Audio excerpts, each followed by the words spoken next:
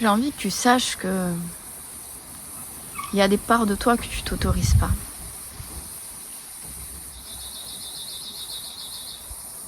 Il y a des parts de toi que tu ne t'autorises pas et qui, pour autant, serviraient tellement tes rêves, serviraient tellement ton épanouissement. Mais en fait, tu te les autorises pas parce que le monde entier t'a appris à les intérioriser, t'a appris à les contenir. On t'a appris en fait que c'était pas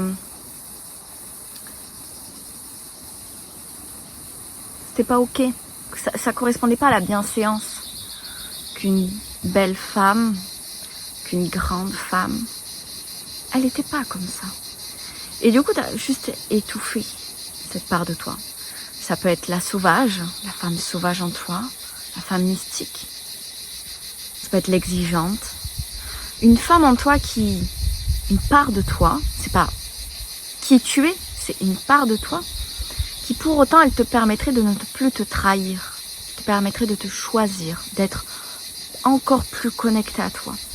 Et pour autant tu l'étouffes de l'intérieur. Et on a toute une part comme ça. Et je pense je dirais pas qu'on les débloque au fur et à mesure qu'on vieillit, mais je préfère dire grandit que vieillit. Mais parce que personnellement, j'arrive bientôt à mes 30 ans. J'ai 29 ans. Et je suis là, mais ouais, mais les 30 ans, c'est génial. Je me rappelle l'état intérieur que j'avais à mes 20 ans. Je me dis, mais en fait, vieillir, ok, physiquement, c'est des challenges. Mais en fait, intérieurement, tu t'assumes de plus en plus. Bref. Du coup, je préfère grandir. Moi, je kiffe. Bon, peut-être que j'aurai un coup de blues à mes 30 ans. On verra ça. Mais enfin.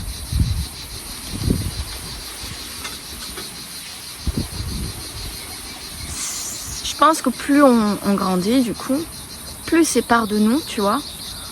On apprend à... c'est pas qu'on les débloque comme un jeu de vidéo, mais tu vois, un petit peu, c'est comme si on passait des niveaux quelque part. Ou même on débloque au fur et à mesure une facette de nous qu'on ose de plus en plus. Et je vais te parler d'une expérience personnelle avec une part de moi que j'ai eu beaucoup de mal à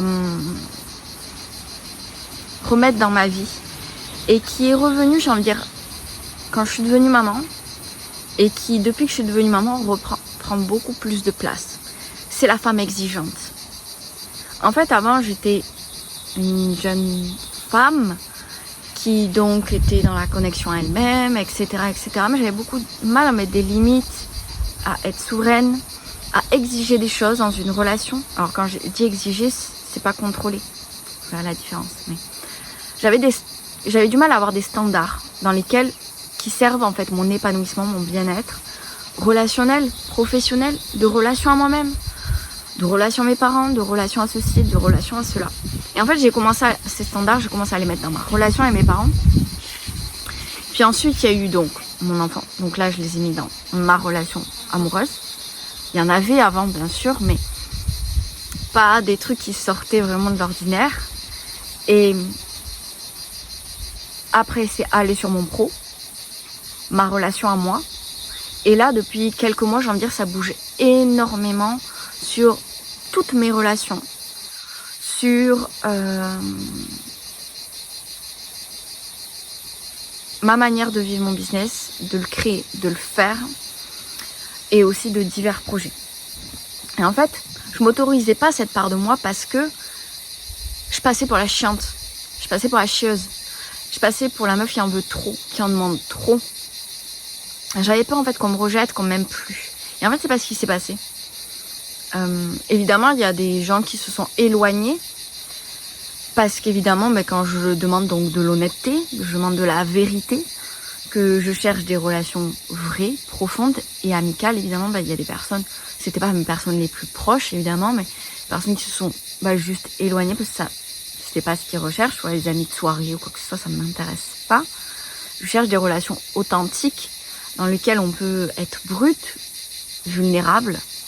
Et si t'es pas prêt à ça, si tu recherches juste le bis derrière ou quoi que ce soit, mais en fait, ça colle pas au bout d'un moment. Et du coup, j'avais peur d'être cette femme-là. En fait, cette femme qu'on n'aime pas, qui en demande trop, et je me l'autorisais pas. Et en fait, là, il y a eu très récemment un élément très déclencheur où j'ai vraiment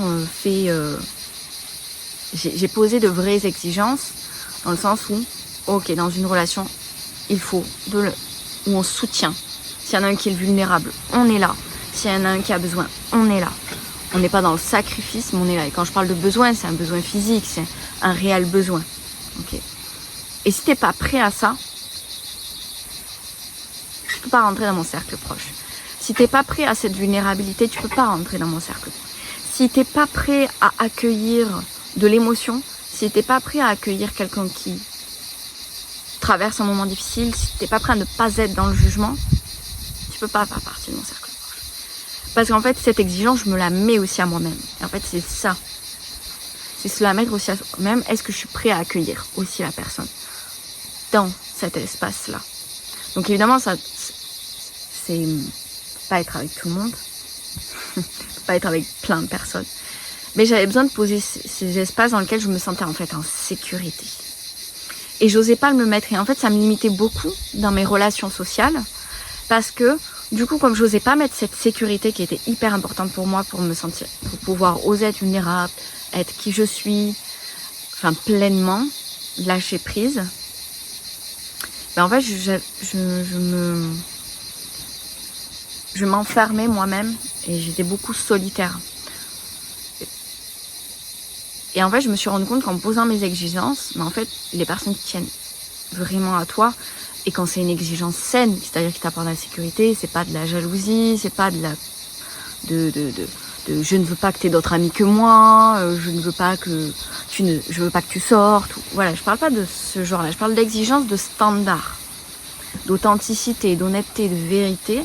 En fait, tu te rends compte que soit tu vas encore plus connecter avec les gens autour de toi, et du coup, ils vont voir ce que tu leur demandes en termes d'exigence. Donc en fait, soit tu connectes encore plus avec eux, soit les chemins s'éloignent. Et ça vient aussi de te poser une certaine question, c'est-à-dire que c'est par là de toi qui finalement servent ton bien-être, ta sécurité, ton épanouissement, ton déploiement intérieur et que tu t'autorises pas.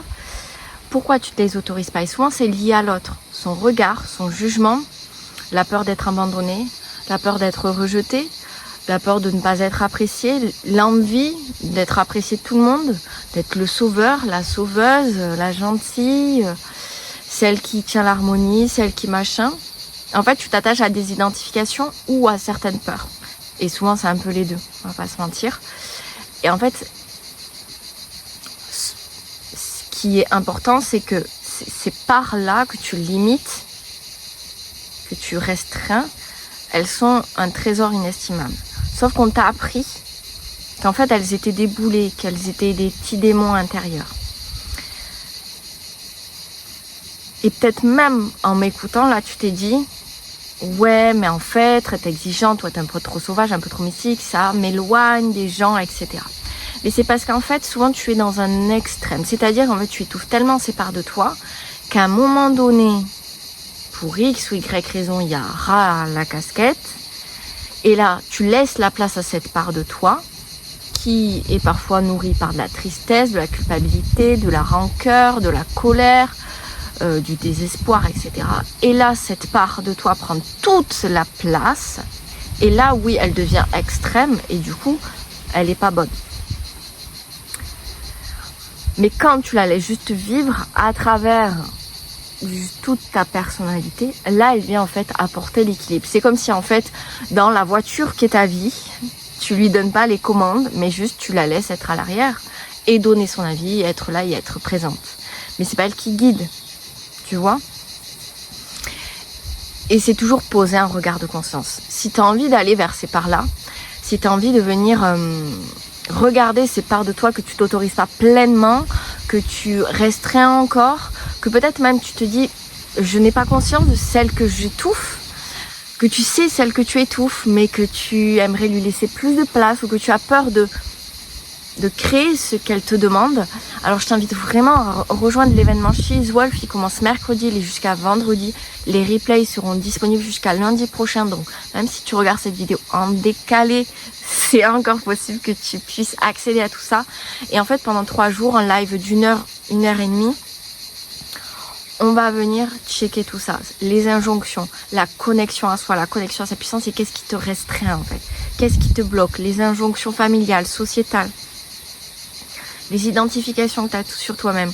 On va aller checker tout ça pour venir t'apporter plus de légèreté, plus de force à l'intérieur de toi et te faire découvrir l'univers She is Wolf. Donc vraiment va directement en description et rejoins le groupe WhatsApp dès maintenant parce que c'est vraiment quelque chose. C'est une expérience puissante que tu vas vivre avec nous. J'ai vraiment hâte de te retrouver.